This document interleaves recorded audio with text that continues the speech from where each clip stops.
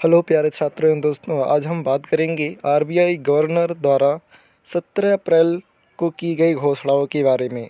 क्या घोषणाएं की हैं, क्यों की हैं, इसके बारे में हम जानेंगे। कोविड-19 के कारण जिस तरह देश की अर्थव्यवस्था में चुनौतियां हैं, उसी प्रकार आरबीआई भारत सरकार के साथ कंधे से कंधा मिलाकर खड़ी है। आरबीआई गवर्नर शक्तिकांत दास द्वारा 17 अप्रैल 2020 को वीडियो कॉन्फ्रेंस में 50,000 करोड़ की 3 वित्तीय संस्थानों को देने की घोषणा की। आरबीआई यानी भारतीय रिजर्व बैंक, भारतीय रिजर्व बैंक ऑफ इंडिया, ये देश का केंद्रीय बैंक है, जिसे बैंकों का बैंक भी कहते हैं।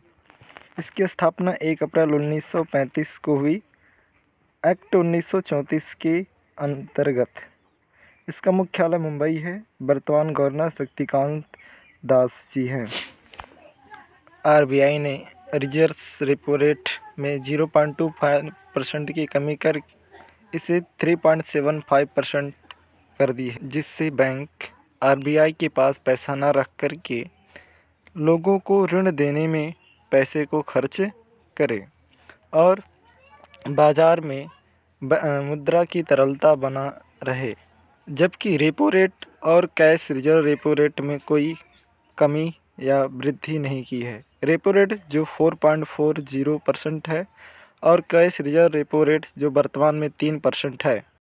आरबीआई ने भारत का विकास दर 2020-21 का 7.4% रहने का अनुमान बताया है, जो G20 देशों की तुलना में सबसे बेहतर प्रदर्शन में है और वर्तमान विकास दर 1.9% रहने का अनुमान बताया है। आरबीआई ने भारत के फॉरेक्स अर्थात विदेशी मुद्रा भंडार को $476.5 बिलियन का बताया है, जो साल भर के आयात खर्च के बराबर है। भारत में इस साल का मानसून बेहतर होगा, क्योंकि इस साल का मानसून एल नीनो के प्रभाव से दूर है। इस प्रकार भारत की कृषि खरीफ फसल को मजबूती मिलेगा और ग्रामीण मांग में वृद्धि होगी। अब हम बात करते हैं आरबीआई के रीफाइनेंस फैसिलिटी के बारे में, अर्थात आरबीआई के पुनर्वित्त सुविधा के बारे में, जिसमें इसने 50,000 करोड़ रुपए 3 बैंकों एनएसबी, सिडबी और नाबार्ड को दिया है। आरबीआई ने एनएचबी को 10,000 करोड़ रुपए, एनएचबी नेशनल हाउसिंग बैंक है। यह बैंक स्थानीय व क्षेत्रीय दोनों स्तरों पर आवासीय वित्त ऋण उपलब्ध कराता है।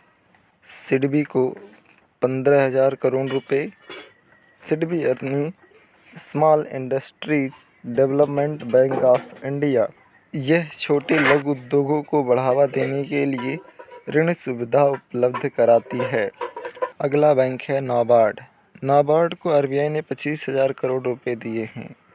नाबार्ड यानी कि national bank for agricultural and rural development.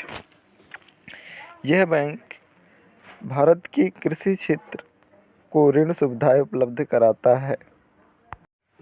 Corona virus के कारण 2020 में विश्व की अर्थव्यवस्था सबसे बड़ी मंदी के दौर में गुजर रही है, जो 2008 में आए मंदी से भी बड़ी है, जिसमें भारत का निर्यात बेहद खराब है। कोरोना वायरस के कारण विश्व की अर्थव्यवस्था में लगभग $9 ट्रिलियन का नुकसान है, जो मानव जाति के लिए काला दौर के रूप में साबित होगा।